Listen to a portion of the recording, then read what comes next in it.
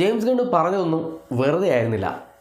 സൂപ്പർമാൻ്റെ trailer finally റിലീസായിട്ടുണ്ട്. 2 minute 20 സെക്കൻഡാണ് ട്രെയിലറിൻ്റെ ഡ്യൂറേഷൻ.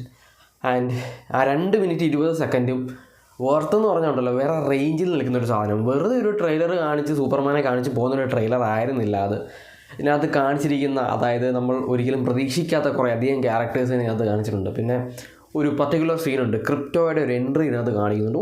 ഒരു രക്ഷയില്ല, വേറെ റേഞ്ചിൽ.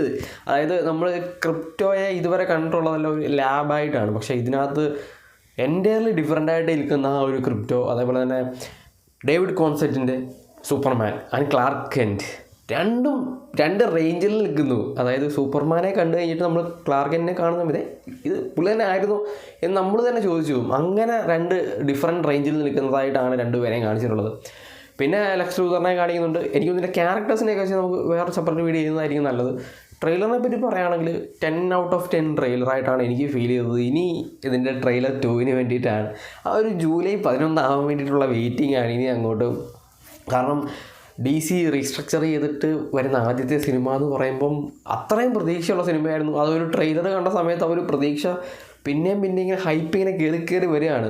അതിപ്പം ഓവർ ഹൈപ്പ് ആയാലും ഓവർ എക്സൈറ്റ്മെൻറ്റ് ആയാലും not a problem. James Gunn ആ ഒരു ട്രെയിലറിൽ തന്നിട്ടുള്ളത് വെച്ചിട്ടാണെങ്കിൽ സിനിമ വേറെ റേഞ്ചിൽ നിൽക്കും. ആ ഒരു DCയുടെ തിരിച്ചുവരവൊക്കെ ആയിരിക്കും ഒരു സിനിമയിൽ നിന്ന് തന്നെയാണ് തോന്നുന്നത്. എന്തായാലും ജൂലൈ 11 ആവാൻ വേണ്ടിയിട്ട് കട്ടയ്ക്ക് വെയിറ്റ് ചെയ്യാണ്.